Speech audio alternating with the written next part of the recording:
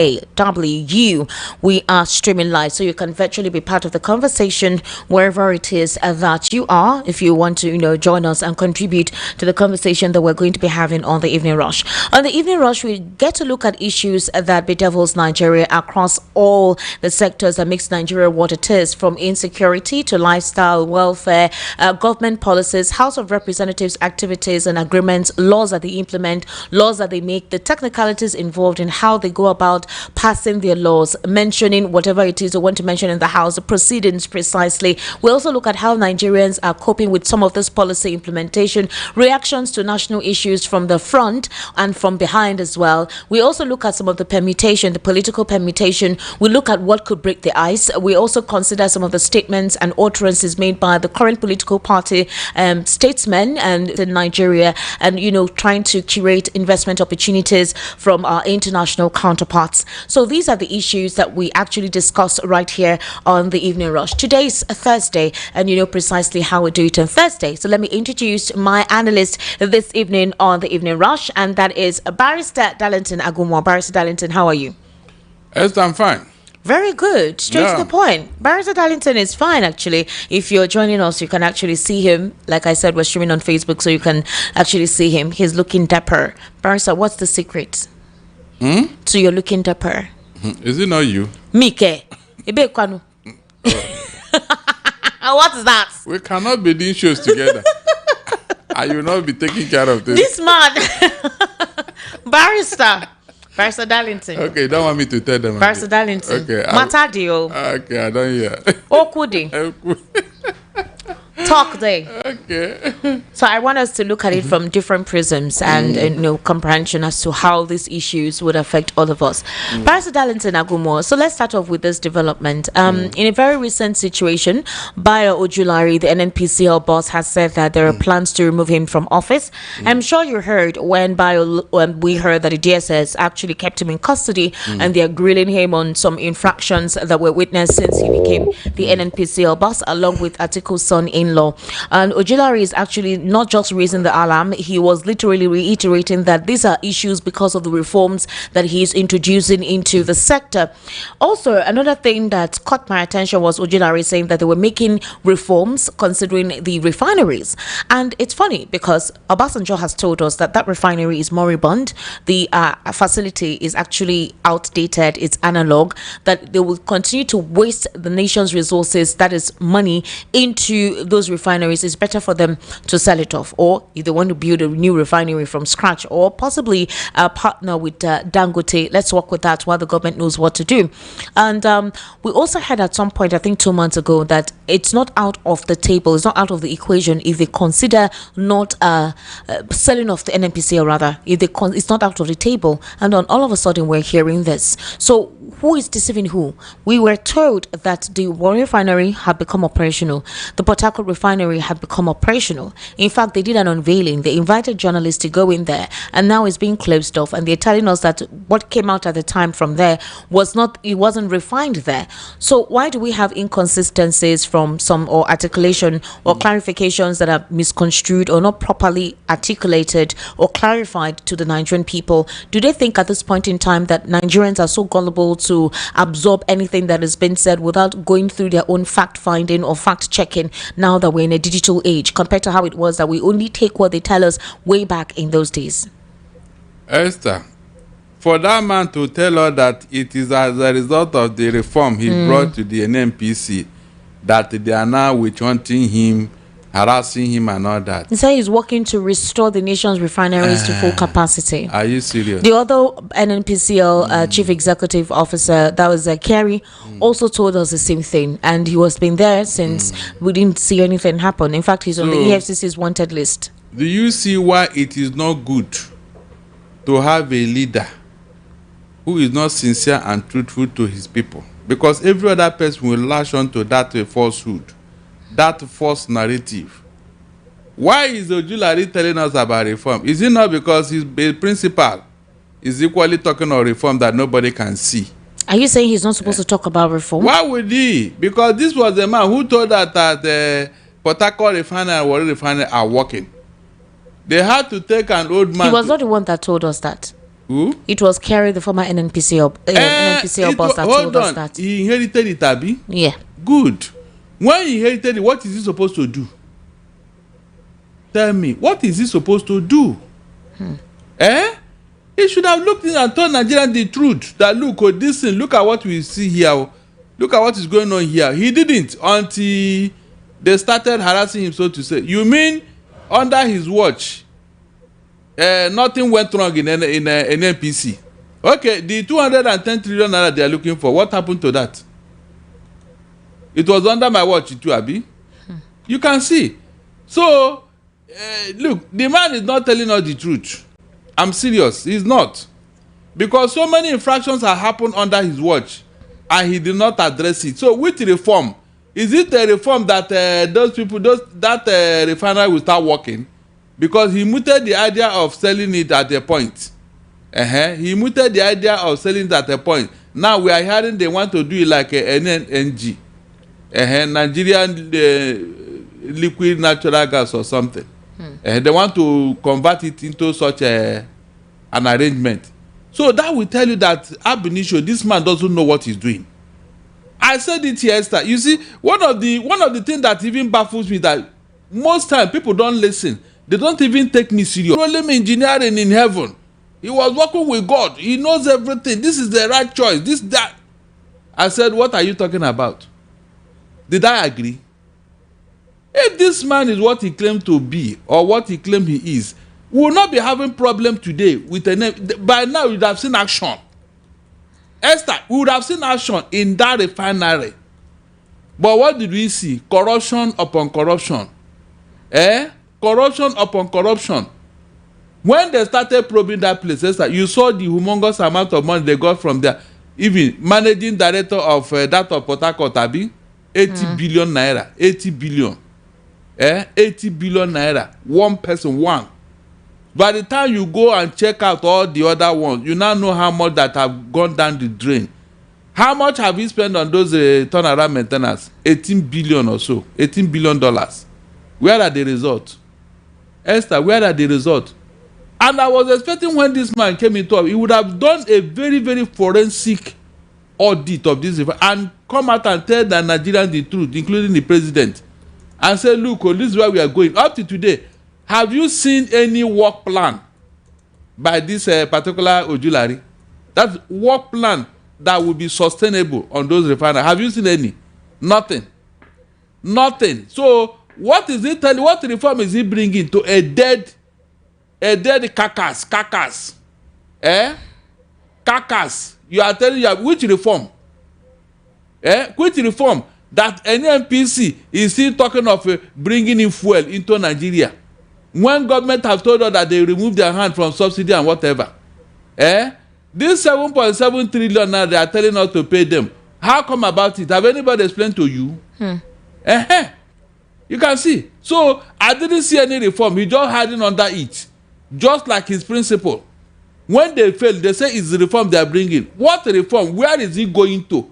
When will he end? By now, Ojulari would have told us that between this time and this time, that refinery from Port Harcourt will start working. And if it does not work, he will resign. I want to hear something like that. The one in Warri, by so time, is going to work and he will be working in full capacity. If he does not, I will resign. Yes, that is why I will take him serious. That is the only time I will take them serious. But to come and tell me you are bringing reform on that dead edifice, that you are bringing reform to. He did not even tell us the nature of the reform, Esther. He didn't tell us. Everybody will now say, it is reform I'm bringing that they are harassing me. How can you be bringing reform and people are harassing you? How come? Is it possible? No, you cannot be doing reform and people are seeing your reform and they will still be harassing you. Apparently, the person that stopped him from leaving that place is Tinubu. If not for Tinubu, yes, EFCC and DSA, they would have had their way. How did he come out of that place? No, how did he not come out of that place? If not as somebody made a call somewhere and asked him to go back to work. And who is that person if not Tinubu? You mean they just left him? After all the humongous discovery by these two agencies, they didn't discover anything against him. Is that what you want me to believe? You mean Ojulari, they didn't find anything wrong in your office? You are a saint, you are a saint in an NPC. Tell that to the Marines. All right, Barrister Darlington, let's look at INEC registration. For example, the agency is calling out and complaining that the recent PVC pre-registration figure, specifically for the Southwest, is abnormal. Okay, so this is what happened. 1.38 million Nigerians registered online to vote in just 1 week. But why did Osun, not Lagos, top the chart with 393,269 sign-ups? Others are asking, is this a sign of rising political consciousness in unexpected places? Or does it expose regional gaps in mobilization and digital access? And with some states like Enugu recording 484 and Imo recording 481, trailing far behind. What explains the sharp contrast? Is it apathy? Is it technological barriers or political disillusionment? So for Osun, they recorded 393,269. Lagos recorded 222,205.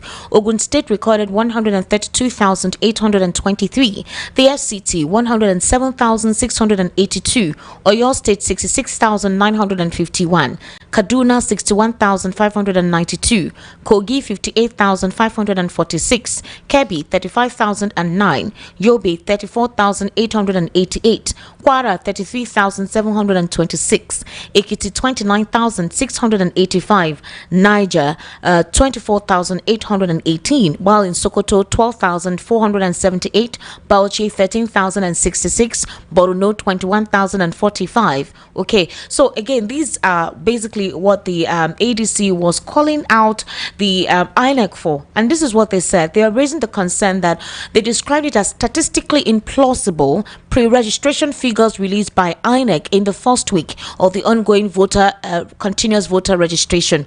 The publicity secretary, the faction of publicity secretary Malam Bolaji Abdulhali, questioned how Osun State alone recorded 393,269 pre-registrations within 7 days, exceeding the total number of new voters registered in the state between 2019 and 2023.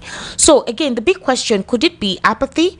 Could it be the fact that there is no access to there's a gap in mobilization and digital access? Could that be an issue? Or is it the fact that in some places there's rising consciousness, all right, and in the other places the consciousness is not really there?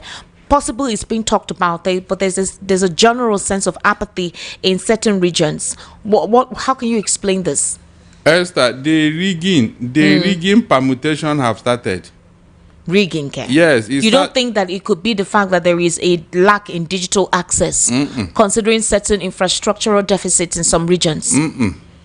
The rigging permutation have started already, because that is the beginning. Is it not those that registered that will vote? They have started. That is just the truth. They have started. You know what is going on in Osun between Adeleke and Oyetola? So they've stalled their allocation. They've actually taken the president to the Supreme Court. Good. The APC in that state, they want to take it back. And you know that Tinubu have a relationship with that state, including his nephew. So they want that state at all costs. That is the truth. So wherever they have interest, you will see how they manipulate things in that state. They create problem where there should be none, just to make sure that they have their way. If not that Adeleke was smart enough to preempt him, they would have imposed the state of emergency in that state. That was what where they were going. But Adeleke is supporting the president for a second term, so all should be well. It is supporting on paper. In reality, can Adeleke leave his party member to go and support him during the election proper? It's just on paper. Maybe the man thought that with this rapprochement, he can now release his local government funds. That was what the Adeleke was thinking, even when he visited him in Lagos. He thought that with all these friendly gestures, Tinubu will now, give him his money for his local government. You don't think it's some internal politics that's at play? Maybe not within the jurisdiction of President Bola Tinubu? No, because he's aware of what happened there. If he give order today, it will be obeyed. If he give order today, especially. But why are the local government allocation being halted? Why is it being paused? What exactly is the problem? Because he said that there was no local government election or they have not conducted it or something like that. Okay, why can't they conduct elections but then? he forgot that there was a local government election, yes, which the APC refused to recognize. Also because APC refused to recognize, the INEC not recognize, or did the INEC did. INEC even asked the local government to go and take over the place, but APC used their talks to go and barricade the place and police. My question is, did elections take place there or not under the supervision of INEC conducting the elections? Yes, it did. So why would it be that the APC would say something and then it's basically restored the allocation? The court validated the election. Exactly. So APC just want to make trouble for whatever reason. That's insane. If really? a court has given judgment, you cannot, because of your political whatever and some sense of supremacy, halt allocations to people. These things are happening under Tinubu, who fought for democracy. Are you aware? These things are happening under Tinubu, who claim he fought for democracy. Which other can you mention that court order that Tinubu have obeyed? Mention just one court order that Tinubu have obeyed.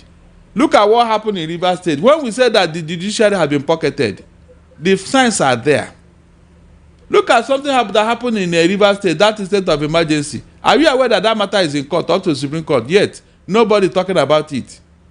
It has been warehoused. It's in the cooler. A matter that required speedy dispensation. Nobody. They want that thing to expire in Rivers State before they will not say, okay, as it is now, this matter is now expired. Even if we say it is not right, what will you do? The 6 months have expired. Therefore, we cannot treat this matter. Esther, that will be the end of it. That, because even if they rule against Tinubu and what he did, of what use? Events has overtaken it. Meanwhile, this is a matter you should have taken speedy action to tell the whole world that you don't tolerate this type of thing. What is the Supreme Court waiting since that they have not been able to talk about this matter? Add it to the defection of the 27 lawmakers in the same River State. Add it to it. Up to today, nobody is talking about it, Esther. Nobody. As if it does not matter. Meanwhile, like I told you the other time, that matter would have helped in all this defection. If the court had ruled on that matter and shut down those people that defected, that they have lost their seat, it would have helped us to move forward in this democratic dispensation. But look at how Tinubu and his APC have just messed everything up. Our constitution is not being followed. Court orders are not being followed. Rule of law have been thrown through the window. Barrister, with the disobedience of court order, or is something that has been on since the administration of late Muhammadu Buhari.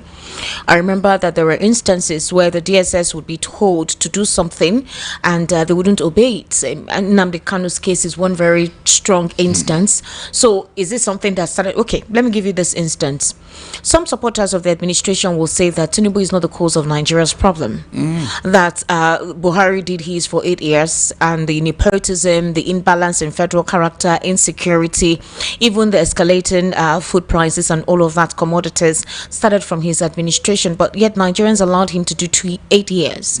So why is it that it's now that Tinubu is in power that everyone is having mouth? Is it because he's a Yoruba man? Is it because it's the turn of the Southwest? Why weren't Nigerians this grievous about certain things, especially their northern counterparts during Buhari's tenure? I'm just saying that's the excuse they always give. No, this excuse is not tenable. It's not, seriously. The question is, under Buhari, were things like this? That is the first question. In what aspect, sir? In terms of insecurity? Insecurity. Yes, it was. It was. Hold on. It was not this bad. Listen very well. Mr. Darlington. I said it was not this bad. Me and you are in this country. I said it was not this bad. Tinubu, like the newcomers into the business, they came in under Tinubu's watch. At least, even if you don't want to do something with what you met on ground, don't allow others to come in. The ones that are terrorizing Kwara State today, are they not the new entrants? Or didn't they come in under Tinubu's watch? Oh yeah, now explain that one to me. The subsidy that they removed, that we are not seeing the benefit, was it Tinubu or Buhari that removed it? You can see now. The naira that you floated, where is it now? What are the benefits? So, my dear, there is no way to defend Tinubu. Because if this reform have yielded the result, nobody will complain, Esther. The NEPA tariff that was jacked up with no light. As I talked to you 2 days ago, they said that we have 5,500 megawatts of electricity. A country of 200 million people, Esther. And you went to Brazil. You went to Brazil to come and invest here. Let's look at this interesting issue. There's a problem within the ADC. For example, today we heard a particular faction claiming that Bolaji Abdullahi should no longer speak on the party's behalf. In fact, the factional chairman there is saying that Nafiu Bala, he has warned him that he should stop parading himself as a spokesperson of the party. This was made by the Director of Media and Public Affairs in the office of the factional chairman. Now, that's not the only case. All right. Another interesting fact is to note that the same ADC recently disclosed to its supporters that if Peter Obi, Amechi, Atiku Abubakar refused to come to a consensus, they would have to go for an open primary, meaning that if they don't dialogue and come to a conclusion in time, they have to go on with the primary. So it means that behind the scenes, consultations and dialoguing is ongoing.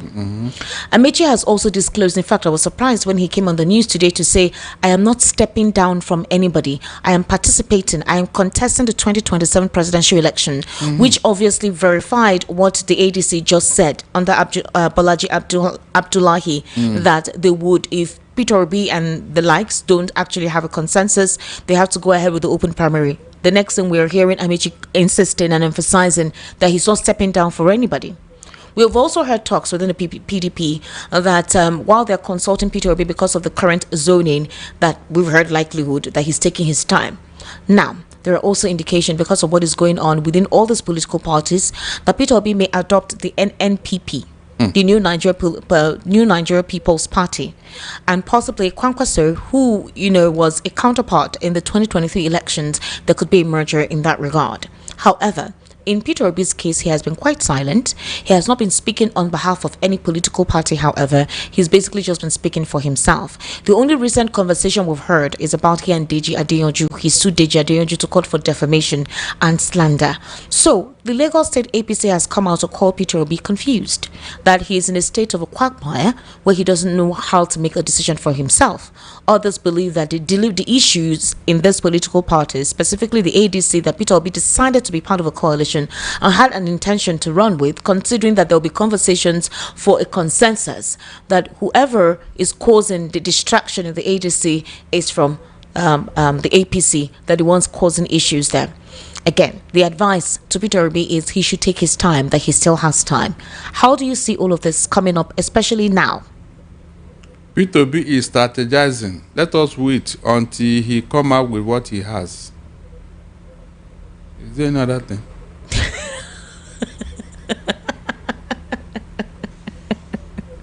Barrister Darlington. Esther. You know how you just reacted. Is that like a child that they flogged. Not to go near to go near fire. When I never flogged me. And the child decided to go. I'm not going near fire again. When I never flogged me. I mean, what else you are? Is that not what he's doing? Yes, sir. I think we'll wait. Let us wait for Peter B. Some people say there is no time. Yeah, there is time. There is time. No, he will take his time and do the needful. Don't worry. He will come out with something. He has something up his sleeve. I know Peter B, a very good master strategist. He will come out with something. Okay, no problem. But do you consider an NNPP as an alternative? In fact, I am asking because I know for certain that the obedient movement themselves are setting up structures, that is legitimate structures. They're setting up legitimate structures. They're also doing what you call an awareness campaign on the necessity for registration, ensuring that there is electoral reform, and also advising Nigerians to be conscious and not let the current economic quagmire cloud their sense of independent thoughts, which means that they should not accept any form of financial inducement from deciding what they want to decide when it's time.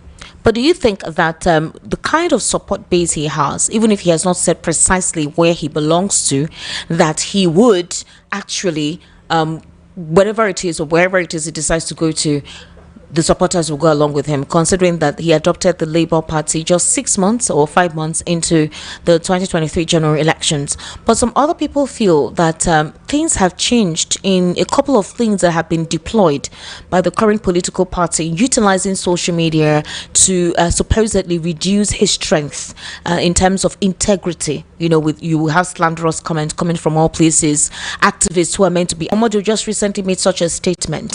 He said that we should stop considering that, okay, this particular person could be your messiah. Jonathan just told the PDP to go and clean their house, especially those that came to meet him to say, we want you back with us. We want you to come back to the party. We are sorry. We know what we did in 2014, 2015, thereabout, but we have seen the light, especially those from the northern extraction, and we want you to come back. And the talk was, go and clean up your house. So now that the PDP has decided to zone to the south, there are strong indications that the leaning is towards the PDP more than the NNPP. But it's possible that if the NNPP decides to do what needs to be done in ensuring that the party now reawakens, then there's a strong tendency that he may join there.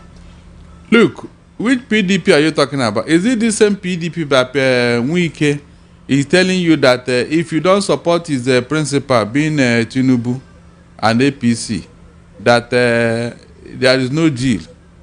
Or did Wike not say so? And so what it means that anybody that gets the ticket in PDP is going to support Tinubu. Maybe at the last minute he will not step down for Tinubu. That is just the only sense I will make out of what Wike is saying. Is it? And this was up right when he was in Brazil. The social media was carrying it. You can see at times people say, I don't like Tinubu. Look, there are things you do. It diminish not just yourself but the entire country. I'm not joking. It diminish all of us. So these are issues. So anybody that is making any permutation with PDP, Jonathan said they should go and clean up their house. You know, he was referring to Wike, no other person, being his maybe his kinsman or something. He was referring to him now. And you know the relationship, the link between Wike and the good Lord. All those permutations, I don't want to go deeper into it because I have a lot to say on this, but I don't want to go deeper into it because I have a lot to say on this, but let P2B come out with whatever then I will exactly. Maybe like you said, there's still time. Yes, by 2026. Let him come because out there first. are talks. Yunusa Tanko said that the problem is anywhere he decides to step his foot and decide what he wants to do with them, some sort of chaos is created there. Somehow issues develop. Like the ADC now, I don't even know if the party is something that looks like where it's going somewhere. ADC now, I don't even know if the party is something that looks like where it's going somewhere. Because I remember some of the things I said in the past. I thank God this is happening already. Because I remember some of the things I said in the past. I thank God this is happening already. What are the things you said in the past? The thing I said about ADC, Atiku and P2B. Look at it now.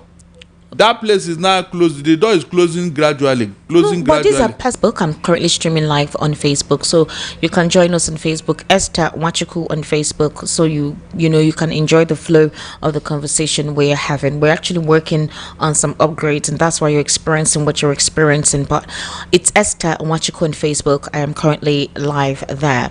Barrister Darlington, we did not finish up on the online voting from INEC and the fact that people, or would I say the ADC, is surprised as to how Oshun came out first, 393,269, way above Lagos, and they're saying that there's a disparity in the figures. They even believe that the number of those who registered are supposedly more than those who reside there. How is that possible? Maybe they are locating voters registration now. You know, during the last election in Akwa Ibom, when they discovered that Akwa Ibom have lost his constituency and his ward, they just allocated some. Is that not what happened? They allocated it to avoid embarrassment. Is that not what happened, Esther? So if they can do that, what else can they not do? What else can they not do? So it's like that to where they have interest.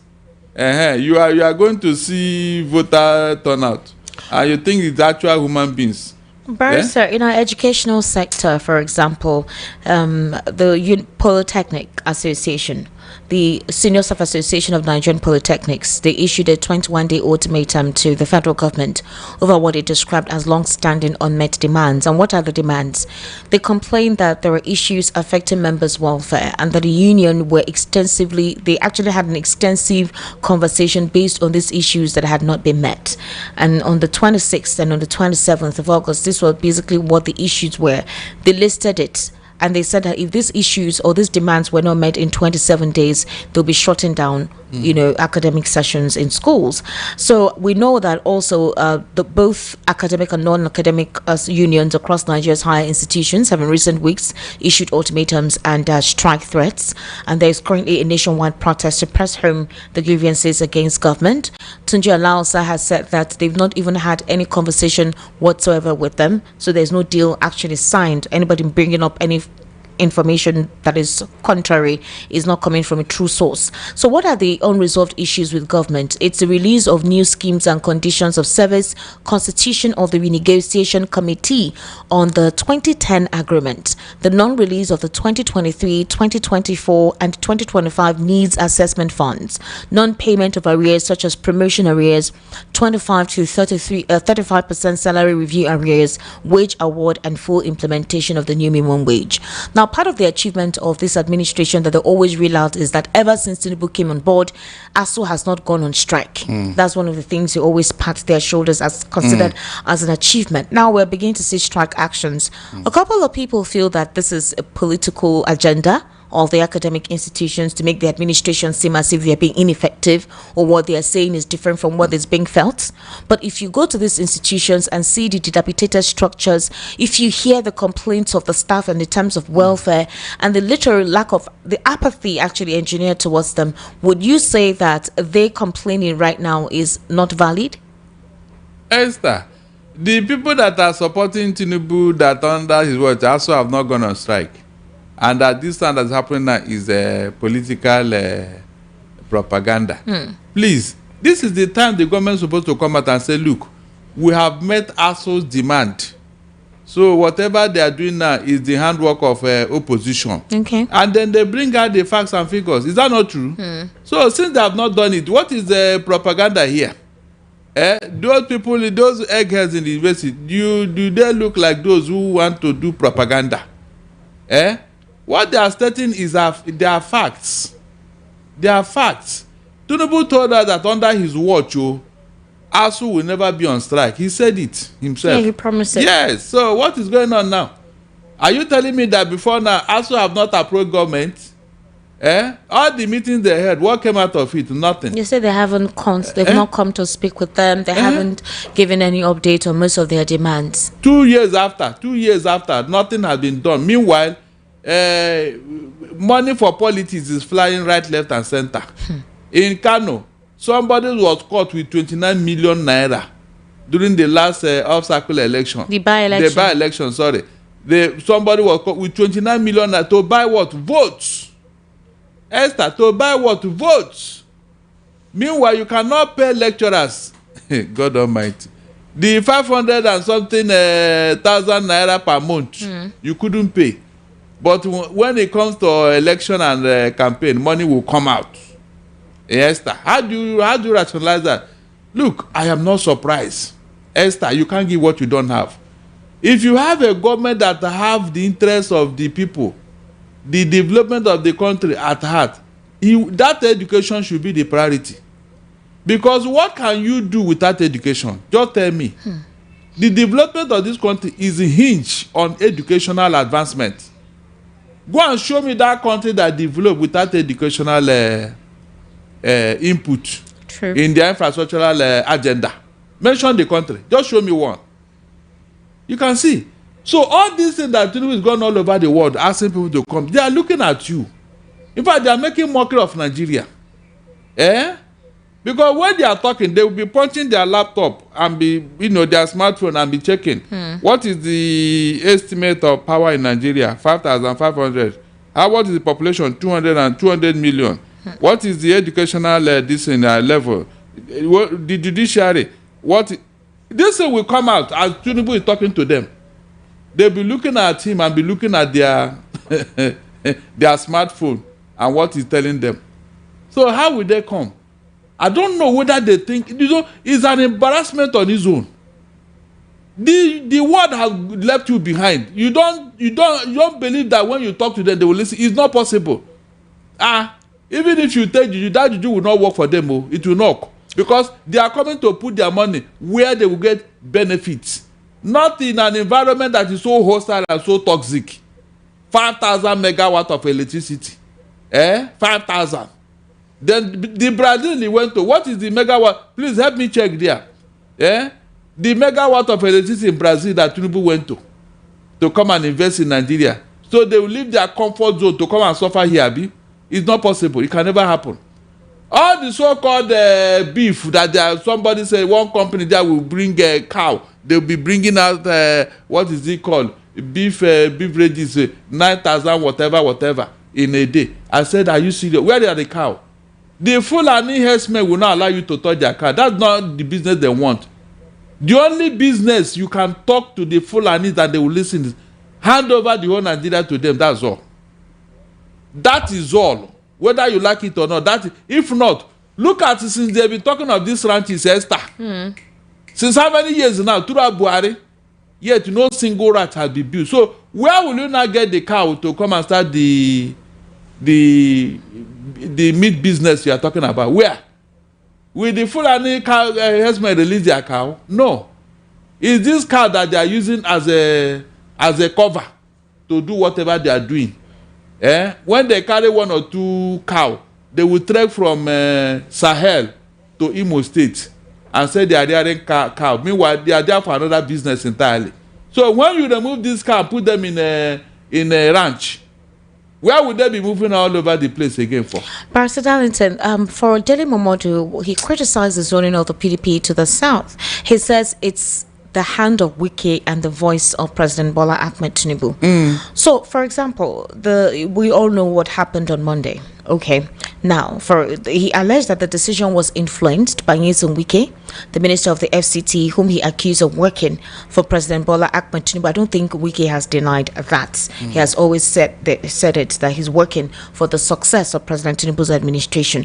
The PDP chieftain claimed that the party is pretending to field a southern candidate when in reality its structures are being positioned to support the president. So he says that Wike keeps belching orders at helpless governors who are too jittery to stand firm against daredevil dictatorship. They could not even rescue one of their prominent members in Rivers State, Simfubara, when his boat of governance capsized. He recalled that Wike opposed zoning in 2022 and even sought to be vice president to a northern candidate, but it's now insisting on a power shift to the south in 2027. Do you think that Peter Obi is being used as a tool for the reason for the zoning, and that the zoning doesn't necessarily mean that there is a genuine interest for the PDP to zone the presidency to the south? Look, if they are now obeying Wike's order to zone it to the south, according to him, and the same Wike is telling you that if anybody will not support his principal, Tinubu and APC, then there is no deal. Then of what use is the zoning? Of what use is the zoning? Is he expecting to join the fray? Maybe during the primaries, maybe Wike will now throw in his heart into the ring. How can good Lord Jonathan, Wike, and maybe Peter Obi be fighting for ticket in PDP? How? Esther, how? Because Wike will not allow a consensus candidate. He will not. He will not allow it. And since the secretary and the chairman of the party are in his kitty, they will listen to him. Where are you going to? You can see that there's a problem there. A very big problem. So those who are making all these permutation and calculations, they are not doing it properly. They are not. Seriously, they are not. I don't want to start the analysis that will drag me into a particular area now. No, seriously, seriously. What analysis will drag you to a particular area? I don't want to. Please, I don't want to. You don't want to? I don't want to. Seriously, I mean it. I have a lot to say in this particular issue now. Why don't you say it, Because no, it's not. Look, the ones I said before, it almost brought me a problem. And I don't want it. Okay, but Barrister, the thing is, Barrister Darlington, by the time the dust will settle. You have said it, that Peter Obi is taking his time in consulting and making sure that mistakes are not made. Exactly. Satanko just recently made the same statement. I think this was yesterday, because the question is being asked generally, what is happening? Where does he belong to? Is he working with the Labour Party? Is he coming to the PDP? And or is it possible that he would adopt a neutral political party, or would he join the NNPP? Because other permutations are toying towards that line, especially if the NNPP leadership approaches him and possibly promises. But for Ishagun Showumi, he's saying that yes, you want to be a president of this country, but there are ways to go about it. Politics is politics. You cannot sideline the political necessity involved to get there. And he's saying that Peter Obi wants a place where he's given an automatic ticket. He doesn't want to go through the primaries. So there is a primary, and that he should stop shielding going to be part of a primary.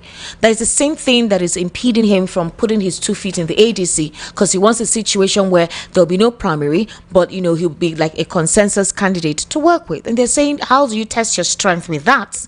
Now, him coming to the PDP, obviously a primary would have to be held, and it's based on those you can influence or how you can lobby that you be given the tickets. So if an ADC primary is held right now and there's no consensus, there are talks that majority of the persons in that party are for Atiku. And since Atiku has said he's running, he's not stepping down, and he's not respecting or obeying any Nigerians' cognizance, and it is not in the constitution, so he has every right to actually go ahead with it. So in that particular regard, is it possible that we may hear that a neutral party has been adopted, maybe the NNPP, going back to the Labour Party, or INEC facilitates the registration of the obedient party? Esther, please, Obi is strategizing. Let us not preempt him. Are you getting what I'm saying? Okay. Strategizing, because that has been the sing-song of his obedient movement, that they are strategizing. Do you want me to counter their strategy? I won't do that too. Let us wait. It is when they come out. If I have anything to say, I will not say it. Because whatever I say now may be used against me in the court of obedience. Okay, so Dele Momodu that said what he said, Deji Adeyanju that said what he said, those who have been castigating, criticizing, and all whatnot, did they put them inside fire? Is that what? Is that? Where is Showumi and the other man? Which part of the country are they from? What are you talking about? I say, where are they from? What are you talking about? Look, what I'm talking is what I'm talking. Look, it is always good for outsider to criticize you than your own brother. Is it not what they said? No, is that not what they said? It is always let an outsider be talking. Barrister, would you agree that the opposition is really behind? You say what? That the opposition is really behind in the political term of strategizing, and that's why it's like the APC is way ahead. Imagine the pre-registration, Ocean State 393,000, and all the other regions are complaining that they're not satisfied with the way things are going on with this administration, seem to be behind. Would you say that one is rigging? Because you start the pre-registration online before you go and do physically. So is it INEC that rigged that one now? All the complaint about people from a certain region not getting their whatever. You didn't hear that. You discuss it here. First, we're talking about the pre-registration. Yes, now. Not about the collection of PVCs. Yes. Yes. Didn't you see the experience? Have they not told you here? They didn't say it, Abi? Or you did not hear? Or you are pretending about it? No, tell me now. These are part of the game. That's the truth. Is it not when you get your PVC that you are going to vote? I want to ask you a question, Barrister. Go ahead. The link is www.cvr.inecnigeria.org. You go to that link. You go through the process. Nobody is helping you do it. Exactly. It is after you've done that, you now go to INEC. Obviously, from that link, there would have been some things you've done. They will check it out, and then you have every authentication picture, whatever is done before you now come to get collected. Good. And I'm asking you, these individuals that went online to register, now INEC inflates the names. Oh, eventually, especially of certain states. After doing whatever online, eventually you go to INEC for capturing. For physical, yes. Yeah. So it is at that time they will now know who you are. and where you are coming from. Is that not? Wouldn't you tell them? So are you saying there is nepotism in INEC's administration in terms of registration and collection of PVCs? This question you are asking me. I am just asking. I know that there were witnesses who made confirmations that they actually delineated them or prevented them from accessing their PVCs. Good. Just like that. But INEC has promised to renew the institution ahead of 2027. Which INEC? And cover up the porosities and the vacuum that they witnessed in the previous elections. Which INEC? So if that's what they're going to do, then why are they urging Nigerians to go and register? Didn't INEC chairman go to Chatham House and promise the whole world that he's going to do free and fair election? Esther. You see why I don't want to get into this matter so that I won't have headache. A whole INEC chairman went to the international community and promised them. At the end of the day, Esther, what happened? What he did with all these people like Erufai and co, are they not exposing it now? Did anybody come out to counter it, Esther? They brought out the original result that somebody won this election, but they gave it to somebody. Who announced the result? Was it not the same? What evidence do you have? What the evidence that they brought out? Let somebody. Who brought it out? The only persons who have spoken about this is Baba Chulawa and Erufai. Those were the persons who were in the APC at the time. Good. They are in the party. If it's an opposition, I will not listen to them. Yes, they are APC member. They are the ones. They told you. Even Wike told you what he did in Rivers State. True or false? These are actors, state actors who were involved in this thing. They have told you what they did, and you are seeing that. So who will you not believe? Even when the opposition now say that, you'll agree. Since Erufai and said, have anybody taken them to court to come and tell them what they are talking about? So let's take a very short break, and then when we return, we'll head into what transpired at Mandela's yesterday evening and clarify some certain narratives going out there. Just stay with us.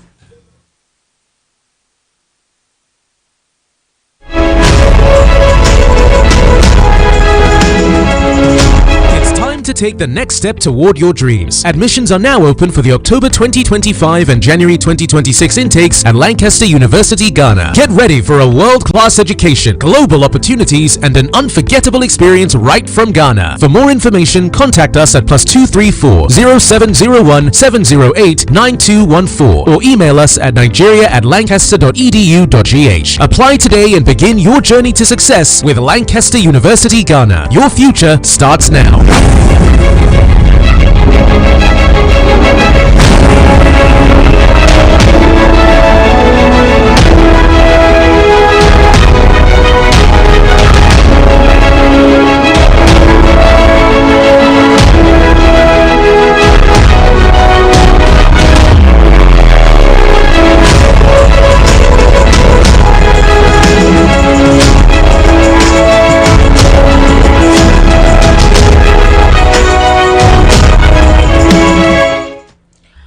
Welcome back. This is still the Evening Rush right here on Voice of the People 90.3 FM. Thank you for joining us and staying with us, where we discuss issues as they present themselves in an objective and intellectually viable manner. My name is Esther Machiko, and you've been listening to Barrister Darlington Agumor. We just returned from a very short break. So yesterday evening, there was chaos in some areas in Lagos, one at Owode and another one at Mandela's. So apparently there was a supposed violent battle in the early part of the day, which became something that had some ethnic colorations to it. So chaos erupted at Mandela's Market on Lagos Island on Tuesday after a heated dispute between two traders over job earnings, which turned violent, leaving one person dead and several others injured. Eyewitnesses, obviously this video also went viral on social media, said the altercation began when one of the hustlers, known as a Yoruba trader, brought a customer to an Igbo trader for a business deal. It was when it was time to share proceeds that an argument ensued. The confrontation quickly escalated into a fight, and based on where I'm reading this report from, most reports are saying that it was the Igbo trader who allegedly stabbed the Yoruba trader. Other reports, especially eyewitnesses report from the ground, said while the altercation ensued, the Yoruba trader first of all brought out a knife to hurt the young man. I think he stabbed him somewhere on part of his body, and then the other one retaliated by saying, "You don't just bring up something like that and stab me. But the report we're saying now is that the stabbing started off with the Igbo trader. Meanwhile, the victim was rushed to the hospital, who obviously passed on after he fell prey to the injury, which sparked the anger amongst friends, supporters from the Agarawu area. They stormed the market in retaliation. Several innocent bystanders were reportedly injured in the chaos. There were threats to traders who own shops of a certain ethnic extraction, and we saw the videos how they beat up the young man. I am surprised he didn't pass on, because the beating was terrible. Somebody sent it to me yesterday. I didn't understand what the person was sending to me on WhatsApp, and it was gory, so I couldn't look at that video. I was really, really worried with what I saw, so I couldn't talk about it. It was later in the night I saw that, okay, this video sent to me right here on WhatsApp was indeed very true. So the trader who was accused of stabbing was beaten by the crowd before taken into police custody, but the Lagos State Police Command has since confirmed the arrest and assured that normalcy has been restored to the area, and authorities have called for calm, urging Lagos residents not to inflame ethnic divisions while reinforcing security to prevent further violence. The incident has raised serious concerns about fragile inter-ethnic relations in one of Lagos' busiest commercial hubs. Another one also happened at Owode, where it had to do with land dispute. Somebody, destroyed some shops, and the person came into Lagos with police from outside the state, obviously a land grabber, and it became quite bloody. Some persons, 3 persons were killed, basically. Some persons were injured. One of the policemen that came along was seriously hurt. I don't know if he survived the injuries on him. Again, it's the chaos that begins. They start in pockets like this, but it's a very big question about the ethnic situation in the country. Ever since the 2023 elections, social media has been agog with ethnic sentiment, and it's terrible. I went on X to see a lot of people's reactions, and there are some influencers for this administration, and you wouldn't believe the terrible things they were expecting to happen. One person tweeted and said, "I hope 50 Igbos are down. I hope more than 50 Igbos are down." Some persons say this is a clear act of how the 2027 elections will be.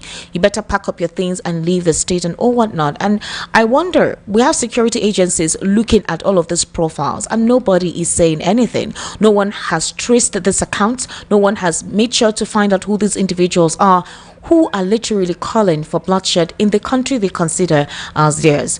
Barrister, at what point will all of this political sentiments, if things are not handled appropriately and disciplinary measures meted out on these individuals who continue this line of thoughts online and nobody's curtailing them, what do you think would be the end result of this? Esther, when they told you that they have shut down 13 million social media handle, what did I tell you? I told you here, I hope it will not be selective. I told you that they should not select those they will shut down their account and leave the others to be doing what they are doing. This thing you read out here now, is it not supposed to be part of those accounts when you are promoting violence, ethnic bigotry and hatred? You can see. I am very, very sure that if that dispute is between Igbo man and Igbo man, it wouldn't have degenerated to such a level. It wouldn't. Or if it is between a Yoruba man and Yoruba man, it wouldn't. Yes, they will only speak language among themselves and the matter will be over. But because it happened between one Igbo man and one Yoruba man, look at where it is now. If you go and check, the money in question will not be even up to 5,000 naira. I'm telling you. It will never be. Because I know what you call Osaya. Osaya, yes. They go out to look for markets. Yes, when you bring a customer. Yeah. Because some shops are inside. Good, yes. So when you now bring a customer, they now top the money, your own, so that money will be your own, profit.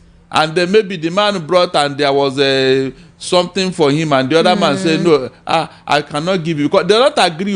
Barrister, it's a daily occurrence. Yes, not just in Mandela. Exactly. At Yaba market, everywhere. Which of those other even markets? Alaba, even Oshodi markets. Well, computer village. Some people live on this thing, and they don't agree on pre-transaction. Just go and bring the customer first. Because let the customer deposit money. Exactly. And that's why whenever the customer finish buying, they will now follow the customer and say, how much did you pay? How much did they sell it? So that you will know what to go and ask for the other man. Most times the customers will put them in trouble and telling them if it is something that we're expecting 500 naira, the customer will top it and say, this thing I paid him 20,000. The man will say, He said yes, now 20,000 I buy him. He will now move off. Then the one will turn back and go to the owner of the shop and say, oh yeah, where's my money? The man paid 20,000 and he told me. The man will say, I put 20,000. It's not up to that too. He said I lied. And so the man tell me, Esther, wahala don't start too. Wahala don't start. This is how these things work. Go and check. The money that caused the death of these 3 people now is not up to 5,000 naira. That means at the root of this thing is hunger. Esther, hunger. Hunger is always the basis. Yes, if those young men or the one that is doing outside here, errand boy, if he has something to do, will he be doing that for a living? Hold on. Will he be doing that for a living from January to December?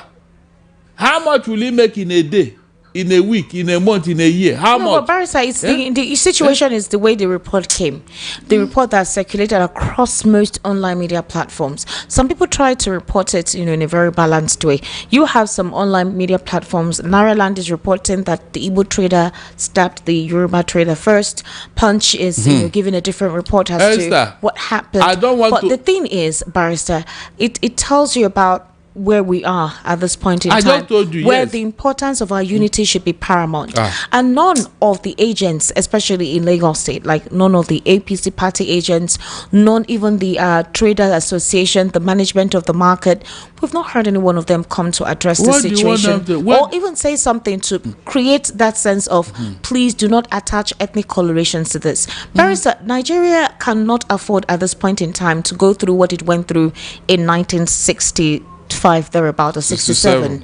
We can't go through that anymore. If people are suffering and dying, going through that same process again, what don't you think it would be more than an embarrassment to the international community, considering how advanced we are in our democracy? My issue, Barrister Darlington, is how these things are not called to order. Have you gone to X, TikTok, social media, that is Facebook, and see how the lens of issues are being presented? And these things, people think it just ends online. It doesn't end online. It's what you saw in Mandalas is a fallout of that. Barrister, do you know it's so bad that people will see 2 people fighting and they will step outside and say, nah, them. Don't put your mouth inside. Is Yoruba, is their thing, leave them, then get Lagos. Or is Igbo and Igbo, let them buy themselves. It's not our concern. It has gotten to that point. Why? It has, because you do with the leader, you who are in the political leadership, we are not addressing this issue because it favors you. Hereby wish to inform the general public that there was no tribal clash or disturbance between any ethnic group and others inside Balogun Market. There was an incident of a free-for-all fight between some hoodlums and miscreants in the Balogun Market in the early hours of yesterday at 11 a.m. During the fight, this is what the police report says, one Ebuka Adindu from Abia State stabbed one Sodiq Ibrahim from Kogi State to death. And they said Ebuka Adindu in turn stabbed himself. That's what the police report is saying. That is said Ebuka Adindu in turn stabbed himself on the shoulder and became unconscious. Can you imagine? That's the report of the police. So he stabbed someone else. The person fell prey to his injury and, passed on there. While this person who supposed, based on the police report, that's their narrative, based on whatever it was investigated yesterday, that he stabbed himself on the shoulder, became unconscious, that he's currently under arrest in the hospital where he is being treated.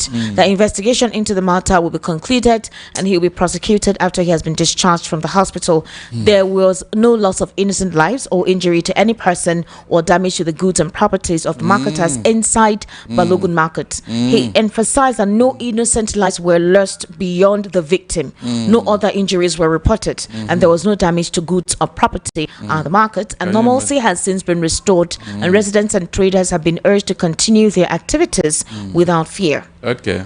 Now, Esther, did you believe in that report?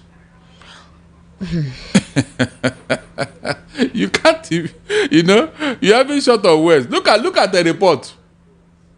Somebody who was involved in a fracas stabbed somebody and then stabbed himself again. I don't what understand. Kind of story is that? That report is what is scaring me. I don't understand the report given by the police. The other report says that it was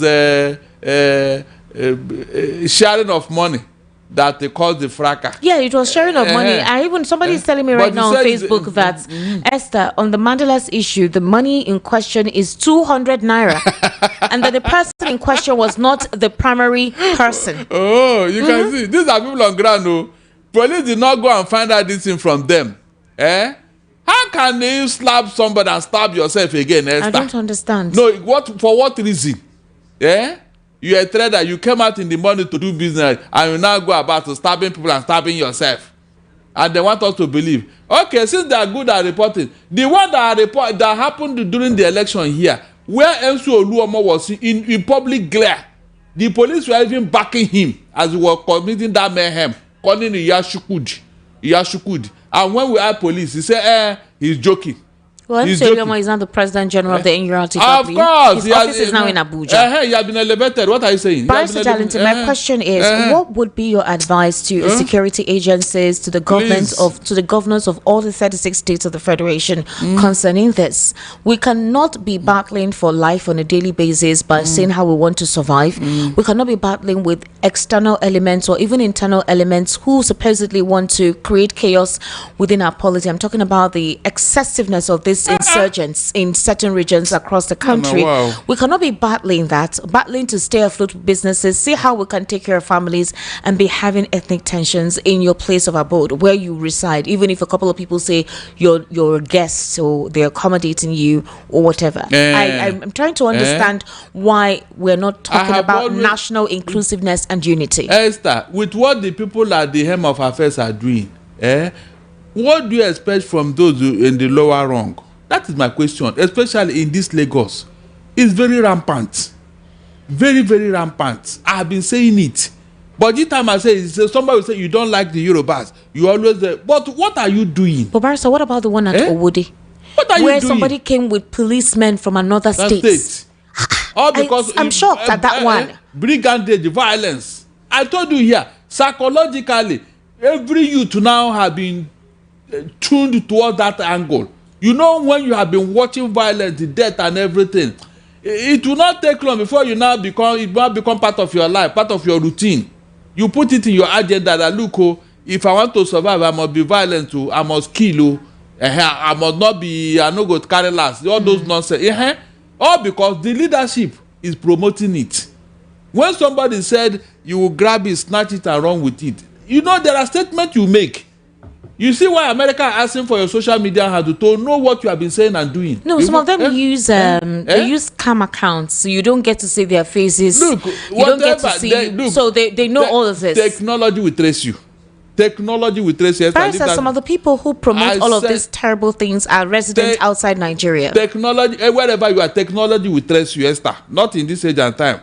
There are people who are guru, who are wizard in this. They can trace you, even if you're under the ground. They will trace you. So that one is not an issue. You can't hide from internet. You can't. It's just that if they don't want to. So you can see why they say you should bring your social. Let's see what you are doing. These are the reasons. A man who is talking like this, does he mean well? No, tell me, a man, can you even see an American president talking like this? And he will still contest that election and win. In America, you may open your mouth and say this type of thing. You dare not. But here, we tolerate it without looking at the far implication. Because you have followers who are looking up to you. So when you say this thing and you succeed, they say, so this is how this is done. You have indoctrinated a whole lot of youth, unknown to you because of what you have done and said. Unknown to you. Look at MC Oluomo. After what he did, he have promoted him. Even when the court said that he should not be in that office, so Esther, did you know me? Did you hear what I'm saying now? And the court said that MC Oluomo should not be in that position. Yet somebody on his own, without regard to court order, he baptized and validated the MC Oluomo and his position. All right, ladies and What gentlemen, does that tell you, Esther? Let's take because your reaction. we are looking at where these things are coming from. Tomorrow now will be how did we get here? When a leader cannot obey court order, violating court order, right, left, and center, then when you call it out, they say you don't like certain people, you don't like this person, you don't like, but they are causing problem. You don't think of all these youth. I don't even blame them because somebody indoctrinated them into what they are doing. Esther, I grew up in this Lagos in the 70s. I have said this several times. Myself and Showolu, we grew up in Akerele. Lagos was good. We didn't see this Agbera, not it didn't exist until somebody, because of his selfish interest, introduced this thing. Introduced this, it worked for him, and because it worked for you, look at where we are now. Esther, look at where we are now. Tomorrow, where did we get here? Where did we get here? How did Lagos become like? You didn't know, Abi. You didn't know. You will know when you get your turn. You will know.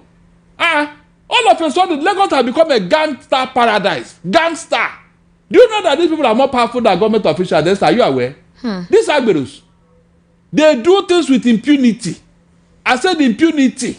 If you see how they harass traders, motorists in Lagos, and the government is there just watching, Esther watching, they can't even call them to order. All because of what? Selfish interest. And you are telling me that it is going to get better. When did all this Igbo Yoruba classes start? Is it not when this Igbo enter town from nowhere?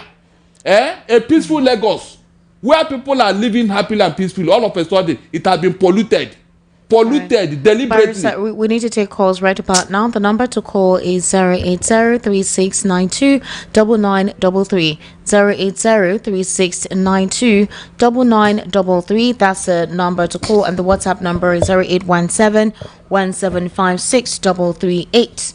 All right. Hello. Good evening. How are you? Hello. Okay. Hello. Hello. Hello. Good evening. How are you? Welcome to the show. Good evening. Can you hear me? Yes, I can hear you. What's your name? Yeah, my name is Emmanuel. I'm calling from Okuku. Okoko Michael. Yeah. See, I did the analysis there. Okay. All I just need to say, you see, when we talk about tribalism, honestly speaking, either we like it or not, everybody has a bit of tribalism in his or her way of life. Okay. But now depends on how we are able to carry it out. Okay. I'm not trying to side anybody in this case, but what happened in that Balogun market is something very vital for a country like this. But we just looking at that. You're You breaking. see this tribalism that we are saying. Yeah. Nobody should claim to be how can I say, nobody should think as if he is free of being tribalistic, because almost every one of us has this thing, and we should not show it. We are trying to antagonize us or trying to. Okay. I disagree, Esther. Sir? I disagree because on several occasions the Igbos have been harassed, insulted, and humiliated. Hello. Good evening. How are But you? nobody replied in the southeast. Good evening, Nobody. Yes. Welcome, sir. How are you? Nobody. I'm good, Sister Esther. God bless you, man. Well, welcome, sir. Please go ahead. Yeah, I want to talk on the issue of this 2027 election. Yes, sir. But what is your name, though? What's your name? Yeah, I'm Peter Nwija from Satellite. All right, sir. Please go ahead then. You see, I'm just beginning to see that the 2027 election, the Igbos will not come out. Okay. Because what I am insinuating is that the threats and everything that is going on now will make people not to come out for this election. Of course, that is the agenda. That's the Brother plan. Darlington have said it. Oh. And it's like maybe he's talking now. Some people will say, hey, he's gaslighting the Igbos not to come out. They don't want to cooperate. With what we are seeing now, nobody will come out for that election except certain people. Exactly. And why? Because somebody have instigated a kind of problem into this nation, and the nation will be left for him alone. Then again, if you come to tribalism, in fact, let me not just say it. The Igbos are one of the tribes that goes to anywhere and they socialize with every other person. Let me tell you a story. An Hausa man had a problem, and I intervened. Immediately I told them, I said, let's take this man to hospital. They said, no, it is not my business. It is not my brother, that I should leave them and go. Then as they were pushing me, people said, go, now their matter, nobody has to intervene into it. But I was trying to rescue the man. So see, we are not one, I must tell you the truth. God bless you. It is well. Esther, please, to answer 080-3692-9933. The WhatsApp number is 0817-1756-338. Barrister, hold on. Hello, good evening. How are you? Hello, good evening. Good evening, sir. What's your name? My name is Mr. Can you speak louder, please? Speak louder. I know you're in your bedroom. My name is Mr. Lukman from Ejibo. All right, Mr. Lukman, go ahead, please. Don't use bedroom voice, sir. Miss Esther, I greet you. Thank you. But Mr. Darlington, I greet you. I really appreciate it because I enjoy you very well. Okay. Yeah, all that thing. I'm telling you, those last speaker, if people we now want to come out and vote. I beg everybody to come out and vote for the 2007 elections. Don't let anybody to fear because the president that is there now, you don't say before you enter there. He said if you don't do well, if you people don't like us, they do make it take vote come out. You understand? You don't take them before. You understand? Don't let everybody to fear to come out because this government it don't corrupt everywhere. I'm telling you. Both the agro, everything, now if they can come out, both still do more, they step out everywhere. I'm telling you. Then follow Baba Sope anywhere. That's what they do. So everybody don't fear to come out and go and vote for the right person for next 2007. All right. Thank you very much for calling. Hello. Good evening. How are you? Hello. Good evening. Good evening, Chinwe. Welcome. Can you stay away from your radio? Can you go away from your radio set, please? Or you turn it off completely, Chinwe? Okay. Good evening. Good evening. How are you? Welcome. I'm fine. Chinwe, I have something to say. You're still close to your radio, Chinwe. You're still close to your radio. You need to turn it off, please. Can you hear me now? Hello? Hello, yes. Go ahead. Okay. What I want to say is that this tribalism is not today it started. Okay. The other man that is encouraging us to come up and vote, we saw what happened in the 2022 elections. How these same people infringed on our rights and told us we should not vote. They employed thugs and scattered everywhere. How many times will something happen to somebody before you learn? That is all I have to say. Thank you. Thank you, my sister. All right, Chinwe. Esther. Sir? Please, I want to say this thing because it's very important. Hello? Okay, Hold on. Hello, go ahead. Good evening, Esther. Good evening, sir. What's your name, please? My name is Lambert. Lambert. Calling from Murile. Welcome, Lambert. Please go ahead. Barrister Darlington, I greet you. Well done. Let me congratulate. Anyways, let me thank two of you for your great job. Okay. Thank you. Thank you. I know many people used to misunderstand you. Well, you cannot blame people. It doesn't matter. All of us cannot understand issues the same way. Exactly. See, this tribalism of issue came to limelight or became more prominent since 2023. And we know who started it. Just because he wants to be president, he has to pollute the minds of people. So my blame goes to Igbo leaders. We have governors. And we also have governors forum. What do they speak there? What do they talk about? What do they discuss?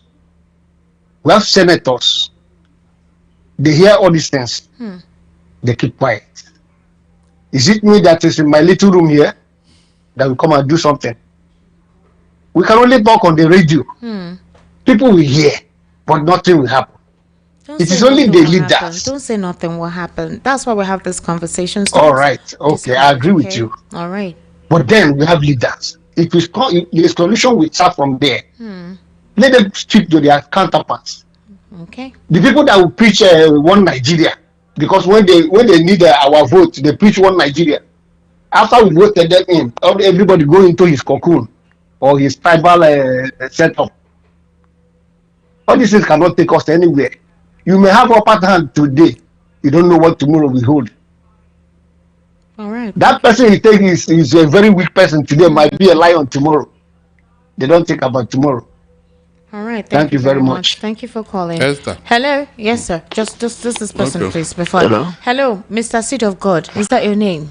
good afternoon, Esther. Good evening, sir. Good evening. From Chicago, have you? Yeah, from Chicago. Yeah. Okay. Master Darlington, thank you so much for dodging the obedient war. Esther, you are not a good person, though.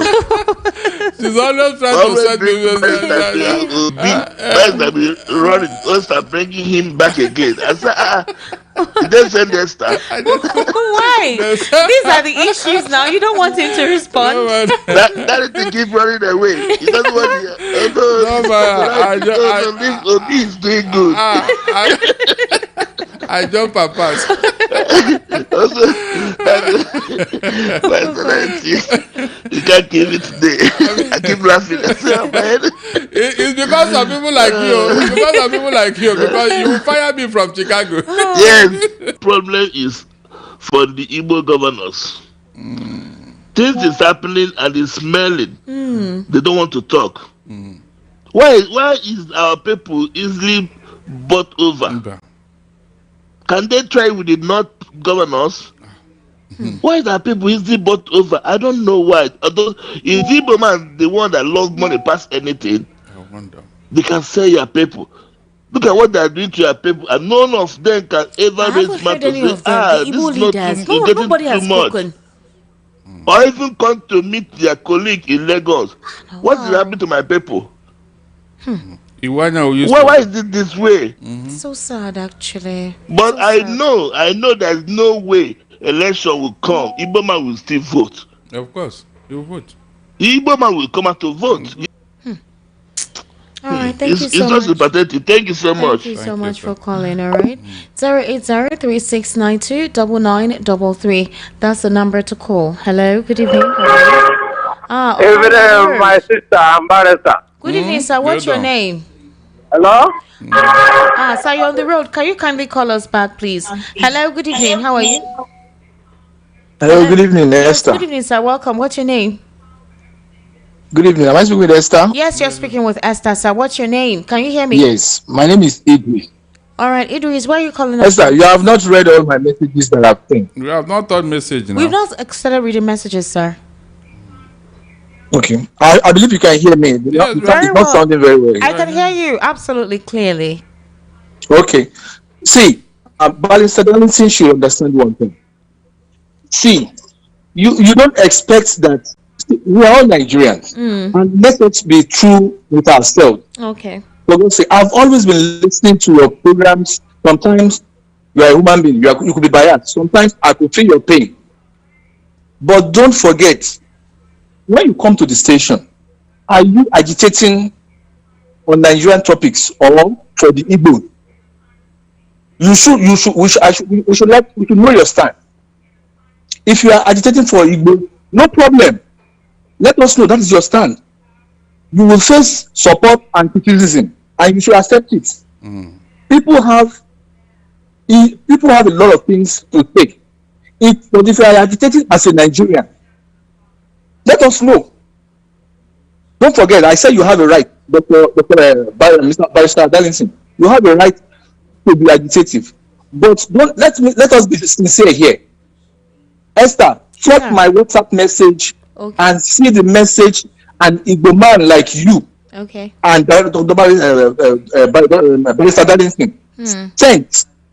I mean, that they sent that about the Igbos in Lagos, their behaviors. I'm not saying every Igbo, so don't get me wrong. I have friends among them, but when the chips are down, let us tell ourselves some own truth. Let us tell ourselves some own truth. Sometimes you see, Yorubas are the most receptive people. Tried, I'm telling you. But when handshake beyond your elbow, then there are some things you have to do to put. See, this issue of claiming rights. You don't do that. I don't see any Obama that will go to the Eastern State and be claiming rights. Okay. They're not born that man. They're not born that Who is claiming rights? The incident that we're talking about. There was an incident that occurred yesterday. Who claimed rights based on the reports that were read? Who claimed rights? Barrister Darlington. Yes. Some of your people got it. Was it not here in this day when they are saying that Lagos is no man's land? Please let me hear. Please let me hear. You're supposed to refer to the issue of this. Esther, I don't understand where this is coming please, from. Let me address this thing, please. You're not focusing on the issue listen, here. Esther, you see when these people do this thing and get away with it, they think that they have made a point, they are right.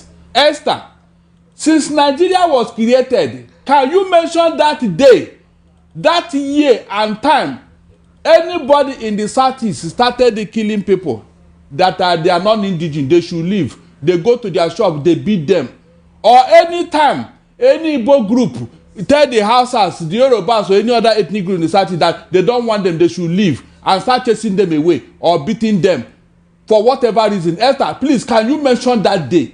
But you know how many times it happened in this Lagos, especially when Ghanaian Dance was running OPC.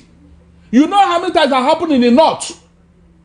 Yet, did anybody retaliate? Esther, please, no, we must address this issue. When the Oba of Lagos said that if we don't vote according to his will, that the Igbos will jump into the lagoon. Esther, did anybody reply him from the southeast? Don't we have leaders in the southeast? They even went to go and beg him in his palace. So they begged him for not that for an offense you did not commit. We begged him. Esther, you were here when a northern cleric declared that Tinubu's wife should be killed. That God told him that they should kill her. She's an infidel. Esther, did anybody call that man to order? Did anybody arrest him?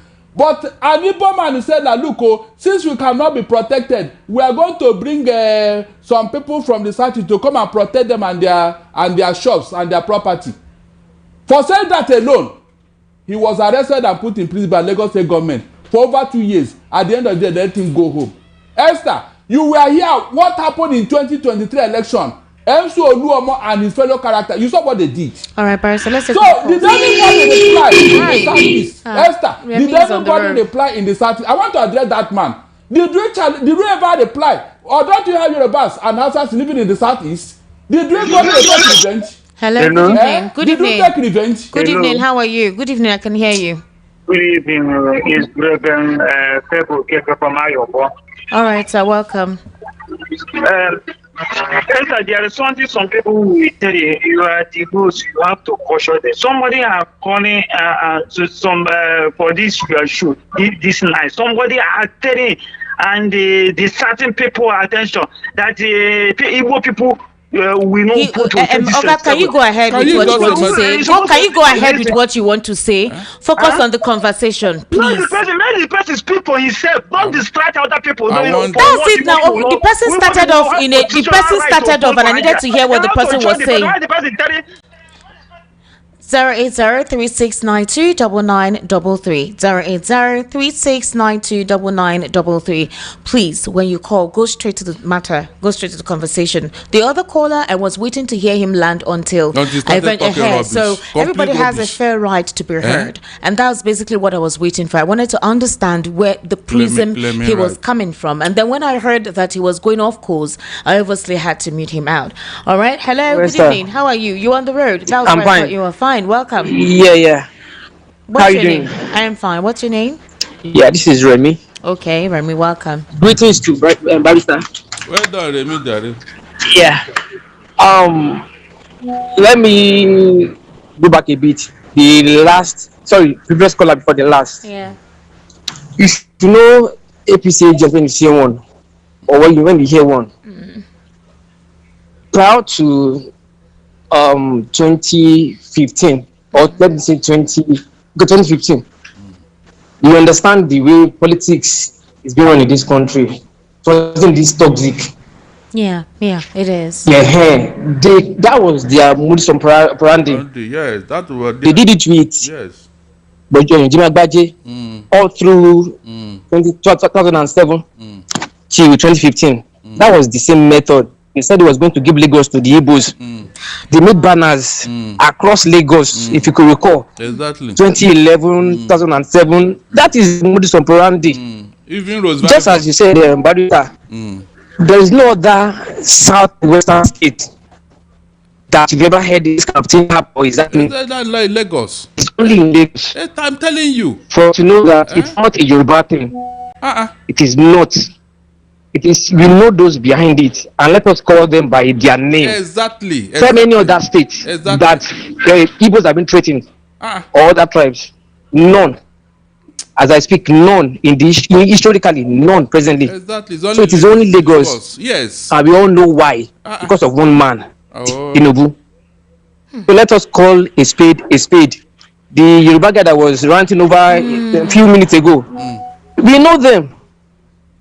We know them. So that's by the way.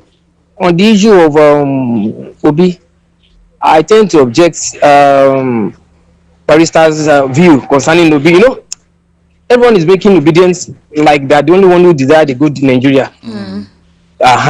Then how about others? Until Nigerians show desperation that they want a change of leadership, that is when Obi himself should be desperate about power. Until then, he shouldn't go beyond what he's doing. President is going through hell, from associates to people who are distancing themselves from him. He's being frustrated. That aside, and we think that is not enough for a man who just wants to lead a country of unserious people. So until there is that hunger in us that we want a change, if we can show it, not leaving it to the obedient, should only obedient go enjoy Nigeria. Good night. Good night. Thank you so much. So I would like to take some messages. I would implore you people call in to just calm down, okay? Let me take some messages. Good evening, Esther. My name is Chibuzo from Surulere. And Esther, this tribalism is too much in Nigeria. Let me tell you about an incident that happened this morning in my summer. This morning, a girl complained that a boy was touching her recklessly, and another girl in the same class with me said that leave that seat. That is how Igbo people used to behave. Wow, it's really bad, Esther, especially in my class SS3. Jesus Christ. Wow. You don't enter school. Okay. Good evening. Please, Esther, please stop Mr. Darlington from creating illogical mischief by President Tinubu's idiomatic and philosophical expression. He has made more than enough boisterous noise about that singular expression by Mr. President. What Mr. President was simply saying when he made the statement was that people should come out and participate in politics, election, and vote and protect their votes and protect their mandate. So Darlington should stop making mountain out of the molehill. His ranting about Tinubu and his usual verbal attacks against Yorubas is becoming boring. Okay, why did he now choose to promote MC Oluomo after all he did in Lagos? Yeah, even against the court decision. Why should the Tinubu go and crown MC Oluomo when the court have ruled against him? Let him explain that to me. Good evening, Sister Esther and your guest. My prayer is for Nigeria to be great again. Thanks, Philip from Ikotun. Thank you so much, Philip. That's our prayer. What the people like Oluomo and INEC have to understand is that after all they did in 2023 general election by threatening Igbo people not to vote, has the truth not stated, has the truth not started coming out concerning the election? They fail to understand that it's not only the Igbos that voted for Peter Obi. All the tribes have also understood that things are not going on well. Many of them voted right instead of the current president, Chamara from Agbara. Good evening, Esther and Barrister Darlington. My pain is that this government in particular has successfully divided us Nigerians from the right focus. The right focus should be to rescue Nigeria from our real oppressors who are now seated in government offices ruling over us instead of serving us. If we don't recollect ourselves to stay on the focus, which is #rescue this country from their grip, we will not be serious at all. We must avoid them getting us where they want us to be. They only want us to leave our problem and be engaging ourselves in tribal war. They will do everything to make us go against ourselves. We must stop now and remain focused and regain focus. QED. Okay. Okay. Thank you very much. Good evening, Esther and my mentor, Barrister Darlington. My contribution is about all the negative comment made that Igbo people will not vote in 2027. Will that person live to see that day? Okay. People know their rights. Israel from Mafuluko. All right, Israel. Good evening, Oga Darlington and Esther. A day from Lagos. Yesterday. Okay, no. Good evening, my honorable Dr. Prophet PhD Barrister Darlington, my man of the year, and Esther. In the absence of the rule of law, impunity will be the order of the day. Since this government came into power through the back door of INEC and judiciary, laws have been turned to lawlessness. Imagine this ethnic, religious, and tribal tension was instigated in 2023's election by the president. Some will buy Onanuga, MC Oluomo, and APC cycle funds, all because of election gain. People have lived together, married, done business together, but because you want to do your snatch it, grab it, and run away with it formula, you create this unnecessary tension, and at the end of the day you bury your head like an ostrich. It's a shame the worst of us is ruling the best of us. Truly there was a country. Lakon from Lagos. Okay, good evening. The practice of zoning was begun by the PDP by gentleman agreement and not by law after the 8 years of former President Obasanjo, not before the party clinched power, but after the party entered Aso Rock. The question about zoning does not hold in opposition camps for now. Accordingly, you can't zone what you have not got. It is when you have power that you can choose to zone it, and that is the so-called gentleman agreement. But the ignorant have continued to say power must remain in the South for the next 4 years. Look, Peter Obi should also completely resign from the Labour Party and run as vice to Atiku for them not to retire to their respective states. Tochiko Adile Thompson from Obanikoro. All right. Good evening, Esther and Barrister Darlington. My pain is that this is Joval. Joval, I have read your message. Well done.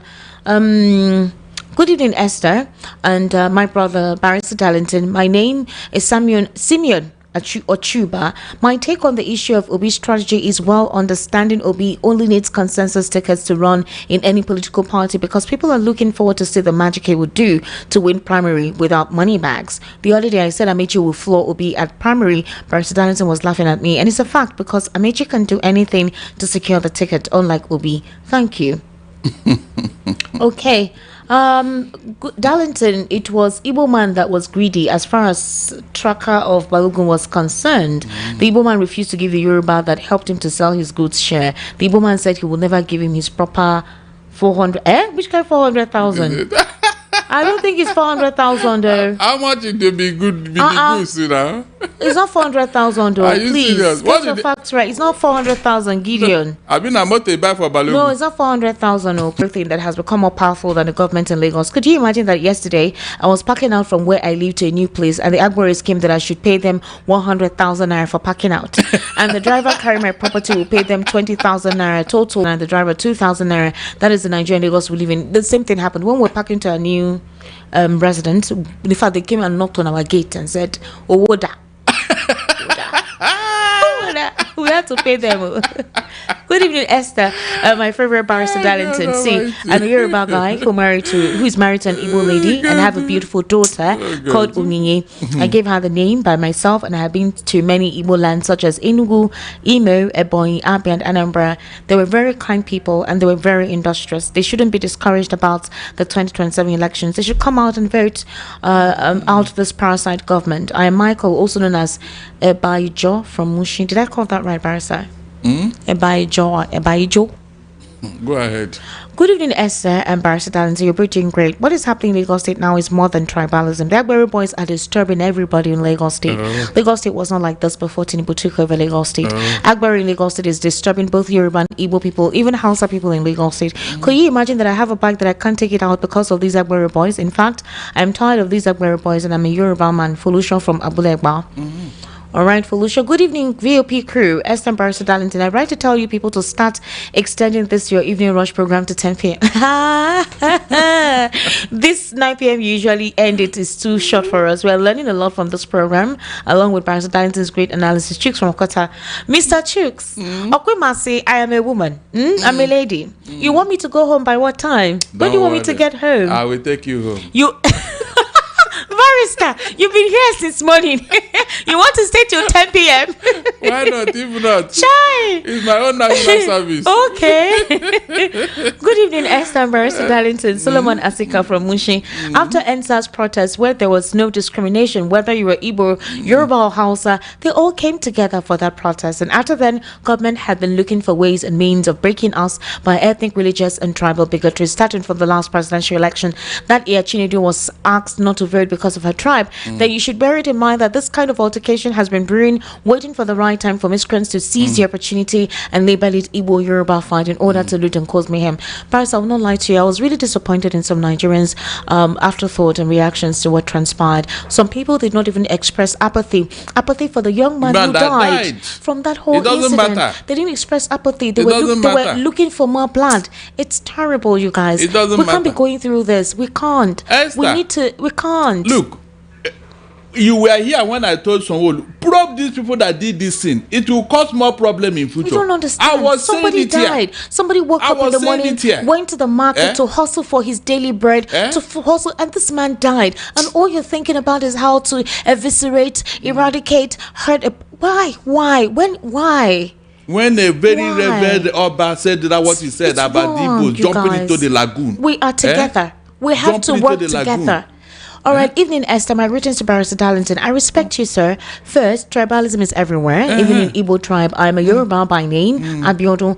Barrister, let Igbo people know that they are not the only one that owns Peter Obi. I am also a hardened supporter of him.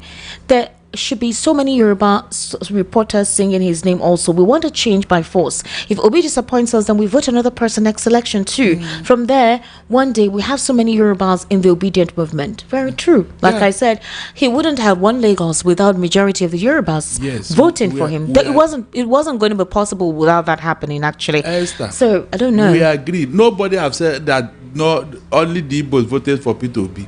But we are saying these people, this minute number that are denting their image, they should call them to order. Some people are behind them. A couple of them have done that. They have but not. When it feels the governor have not. The governor have not. Esther, don't tell me that the governor have done. He's the owner of. He's the chief secretary of this state. How can he be watching Lagos go this bad under his watch? I said that would now alternate government in Lagos State. They don't obey government. They don't. I am saying it authoritatively. Let somebody challenge me. At Oshodi today, I was shocked. I was like, what is this? What are you telling me? What is this? Good evening, Esther. I greet to your guest, Barrister Darlington. My best friend is Igbo people. Okay, please. Yoruba tribe they're very good at accommodating. All right, thank you very much. Momo Ayodele. Momo agreed. Very true. Very true. They used to be until this was coming into the mix. They're very accommodating. They are very hospitable. Look, this thing we are discussing here, Esther, it will become a very serious issue. It will not be in Jesus' name. Because look at it. You just want to move from where you are to another place. Some people come and say, give us Owo. For what? Esther, for what? Do you know how many people these people have run out of business in this Lagos? Do you know how many? I have record.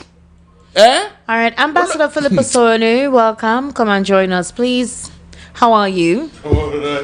Yeah, we are discussing issues, but let's make money, Ambassador. Yeah. Welcome. Please go ahead. Yes, you're live. Yeah, Barrister. Good evening. Welcome, my brother. Yeah. How's it? Well, it's all right. I hope the money is coming. The money is coming. And that is the reason why this Saturday is very important for Lagos. You know, we have a lot of issues in Nigeria, but somehow money can solve about 90% of them. And that is the reason why every individual need to find a way to make money even while they are sleeping. Exactly. Money answers something. Yes. So it is very important for you to know that this Saturday all road leads to Ikeja. Although all of you listening to this beautiful station and this discussion, make sure you find a way to make more money for yourself. It's very important. Pass this message to your brothers, to your sisters, everyone. There's going to be a business training, practical training to show people how to make money even with the smartphone or the big phone or the Android phone that is in your hand. And this coming Saturday, it's not only that, we are going to teach people how to, get involved in digital shares. Some people have bought shares in companies in the past and somehow they have lost everything. But when it comes to digital shares, you are absolutely in control. You decide when to sell off, make your good money, you reap off your dividends by yourself. And also, there are some people that are looking for a way, they have businesses, they don't know how to showcase their business to the world or to the Nigerians to be able to make money. So there's a lot of things that we are going to show people on Saturday. Now, some people buy goods, for example, from Amazon or Alibaba and so on, and you just spend money, or you buy from Jumia. But we will be showing you a place where you can buy. At the same time, you get cash back, about 200% cash back straight away into your own pocket. So it's like you are using your money to buy something, yet the company is paying you for patronizing them. So these things are right there with you, even on your phone. But unfortunately, many people don't know where it is, how it works, and so on. We'll be teaching you how to do it. Now, let me say this. The training is free, but businesses are not free. The most important thing is for you to get knowledge. And some people asked me question the other time. They said, okay, what about the applications you talked about? Now I said to them, some of those applications, for you to use it for some certain businesses, they ranges from 25,000 up to hundreds of thousands. So it depends on you how much you want to make on daily basis when I talk about money. So it depends on you. Like I said, the size of the application you get and the amount you used to get, that will be determining how much you can make in a day, in a week, in a month. And if you feel you have more money or you are making more money, let me be honest to you, this can help you to make more money for yourself. You don't have money at all, you can still make money from this. So there's no particular range of people to come, as long as you're an adult and you know how to use your smartphone or your big phone to, you know, to send a text, to receive a text. It's enough for you to be able to understand how to use all these applications we are talking about. So there are lots of businesses, there are applications. There are about 3 major things we are going to be showcasing. Showcase businesses that will help you personally, that you are totally in charge. Not you give you company money and the money get lost, but you using your money to make more money for yourself, and you are absolutely in control. That's number 1. Number 2, you will be seeing applications that can help you become, you know, call it a cashier, a banker of your own, and making money for yourself. You will also see applications that will help you to acquire digital shares from different companies, and you be in control. So this particular Saturday is well loaded. There is no individual, no matter your level, no matter your case, whether a civil servant, a company worker, a businessman, a businesswoman, as long as you have a smartphone and you want to make money for these remaining months of the year, make sure you find yourself at Ikeja on Saturday. We'll be texting you the address. We'll give you the number right now for you to text to us. Just text yes. You can text from your WhatsApp or you can text from your SMS. But for you to attend this event and learn, you must to come with your smartphone or your big phone, and make sure you put in a minimum of 2 gig in order to help you to log into things they will be showing you. So I want you to text us to this number so that we can reserve your seat. And guess what? This Saturday is the last day or Saturday of the month, and there are gifts for the first 50 people who are going to turn up. So you text to us on this number 080 61 48 08 03 080 61 48 08 03. Just text us yes. Saturday is by 11 at the dot. We start off the seminar on Saturday. It's at Ikeja. Text us on this number. Just text to reserve your seat. Text yes to this number 080 61 48 08 03. Take the number. Thank you, Ambassador Philip Sono. It's already going to be your time. I sincerely do appreciate you coming around and giving us update on that. Yeah. Okay, so I'm going to take a few messages because we need to wrap up as soon as possible. We'll have another program coming up next. Somebody sent me this video of Alhaji Shehu Shagari saying that Lagos State during the 1983 presidential election campaign in Lagos about it being a no man's land. The person sent me that video for verification. Again, we're all journalists, all of us. There's citizen participation, there's citizen journalism, and somebody sent it to me on WhatsApp. Thank you so much for this. So that we have, the idea is to create context, so there's no misinformation, there's no premise for such propaganda and create any tension whatsoever. So let's listen to this.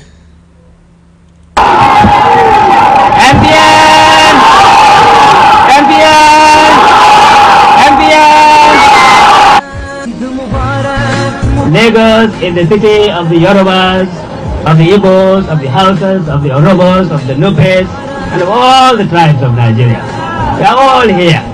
And as Nigerians, they are entitled to equal treatment for everything. For any party which will discriminate against Nigerians, that party does not deserve to be called a national party or a Nigerian party. That party is not Nigerian, but it is a tribal party of division. We cannot afford that anymore here in this country. All right, so I think somebody used this as content. That's what you're hearing. Again, the idea of playing this is not to exacerbate issues or choose sides. The whole idea is this: we can only work together if we are together. That's just the only thing. I mean, we've gone through a lot. Nigerians have gone through so much. It's, hi God. Let me not lie to you, people are begging, and when they beg, they don't look at I'm Yoruba, Igbo, Hausa, Efik, Ibibio, Tiv, or whatever. No. So it's everyone that everything is affecting. We're all in this boat together. We have seen ourselves in this situation, so we need to be together. And that is the only way we can ask for good governance. That's the only way we can ask that our natural resources that is for everyone, every one of us, are not for a selected few. Do you see what's going on within the NNPCL? Have you gone to Zamfara and the gold that is being mined there? Apparently certain oligarchs are the ones benefiting from it. And they create insecurity in these states that have this natural resources so that no one will put any attention on it. These are the things that we're meant to call out, and not to say just because of politics and elections. Why? It doesn't make sense. It makes no sense, to be honest with you. It makes no sense. Okay, so I will take a few messages and then Barrister Darlington will help us wrap up. Good evening, SM Barrister Darlington. It's Paul from Ago. About the issue of the Igbo guy and the Yoruba guy that happened yesterday. Today, Yoruba guy came and parked his keke in front of my shop, blocking the entrance of my shop. I was looking at the guy to remove the keke, but the guy was like, I can't do anything. What came to my mind was what happened in Balogun yesterday. Exactly. That if I do now, they will say, oh, my Igbo, don't come. Let them respect themselves. Want them for me. The worst part be say, they okay. All right. What's your name? Paul from Agor. Please, Paul, just take it easy, please. I don't want you to get yourself involved in anything that is terrible. Okay, please, let's just remain sane. Thank you, Esther, for picking my call. I can say now that you are not selective. As I said earlier, I made my views then, but I'm not in support of violence, tribalism at all against Igbo people, because we're all Nigerians. Thank you very much. God bless you. Hi, Esther. Send me the video, please. Please, which of the videos? The one I just played? Okay, after the show, then I'll send it to you. The person that sent it did not tell us his name. Thank you so much for sending this, but please, you should have put your name. You didn't put your name. At least it was not doctor. Yes, it was. He sent it to me. Thank you so much. Good evening, lady. How is life with you? Just say hi. Kilo from Barawa, Jesha. I am fine, thank you. Good evening, Madam S. and Barrister Darlington. The INEC you're talking about, what are they working for? On the issue of PVC, if you collect the so-called PVC, they will not allow you to vote, especially if you're not voting. Okay, let's not generalize all of this, all right? Let's get your PVC and vote. Get your PVC and vote. Trust me. Somebody says, good evening, Esther. Somebody can make 2 million on Baranda. So 400K is small. Emeka from Oshodi. Are you serious? From what? Like that hustle thing they do. That they can make 2 million from it. He called it Baranda. Baranda. What is that? Okay, Baranda. That's in front of the shop. Yeah. Okay. It depends on what you're selling. Maybe car. If you sell car, yes, it's possible. Yeah. It's possible with a car. All these high-end. Yeah, high-end cars. If you bring a customer that will buy a car of 20-something million, you have something there now. Okay, good evening, S. and Barrister Darlington. Mr. Remy has said it all. A particular tribe that are Okada riders in Lagos caused chaos in Ajari Estate, Sele Expressway, Lagos. All the so-called louts ran away. And these are set of people that never buy.